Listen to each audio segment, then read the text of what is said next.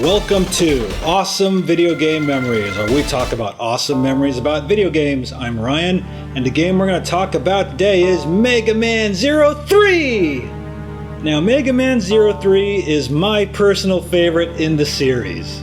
Not only did they make the challenge a lot easier, the music is a lot better, the plot is a lot better, it's not a big rehash of the first game. Like, Capcom finally was like, you know, I think the first two Mega Man Zero games were kind of hard. You know what, let's make 03 a lot more accessible to new people. So pretty much after El Pizo went mad with power and Zero defeated him, this time Zero didn't decide to walk in the desert for a year, he went back to the Resistance base. Now this time Ciel is getting very close to perfecting a solution that will solve the energy crisis. And we see Zero, Ciel, and some of the Resistance soldiers walking in the cold snow, and everyone's like, oh, it's so cold. But Zero's like, shut up and keep moving. Typical Zero, always taking the lead.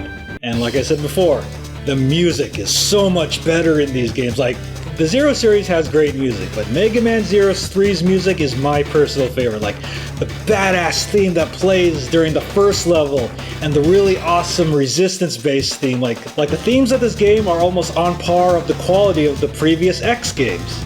And this time we find out who is behind the cliffhanger of Mega Man 02, Dr. Weil and Omega. And holy crap, Omega is huge! And Dr. Weil is, come on, Dr. Weil's gotta be like a descendant of Dr. Wily, or Dr. Wily himself, but no, he's just Dr. Weil. But in Japan, he's called Dr. Weil. And then our old buddy, Copy X, comes back.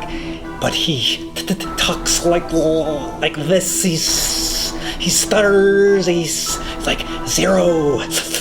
So we're gonna get the energies crisis. Let's make a game out of it.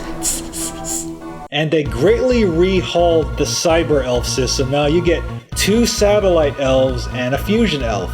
Like, the Satellite Elves are the ones that kind of follow you around, they shoot at enemies, but the Fusion Elves, you fuse elves together to make your power-ups. But this time they disappear. And it's really cool having 2 Satellite Elves on your side at all times, like shooting at enemies, and then having the Fusion Elves, which are your power-ups. They've definitely rehauled the Cyber Elf system a lot easier to use in this game.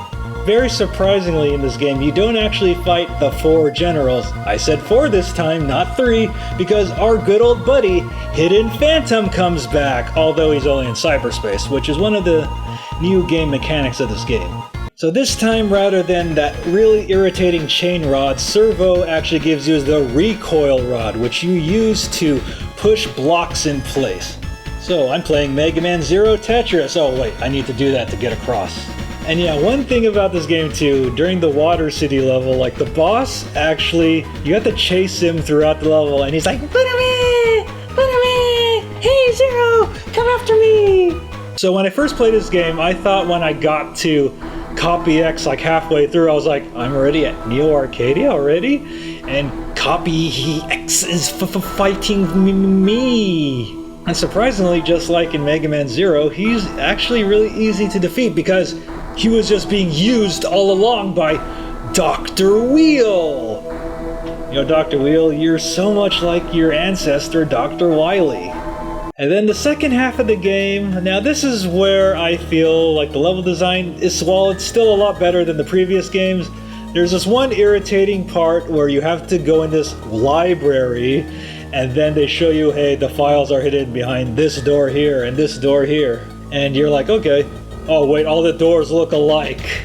So you go back to Neo Arcadia like in the previous games, and then you fight Omega, the huge Omega, but then you find out in plot twist here, oh my god, that Omega is the original Zero! So 100 years ago, during the Elf Wars, Zero's consciousness was transferred from Omega to the clone Zero, and wait a minute, there's Copy X, Clone Zero, Omega, which was the original Zero. I'm confused here. And actually, original Zero or Omega or whatever actually does prove to be pretty challenging. So you beat Omega, aka original Zero, and then Dr. Weil's like, you're not the real Zero, you're a clone. But then Ciel's like, but you're Zero, your original memories and your heart are still inside that body. You are the real Zero. So overall, Mega Man 03 is my personal favorite Zero game because it definitely explores like the plot twist that, wait, there's a copy X, but then the copy Zero is the real Zero. Like, crazy plot twist there, copy X comes back, but this time Jedi Master Force Ghost Cyber Elf X finally fades away and leads Zero to be the new guardian of the planet.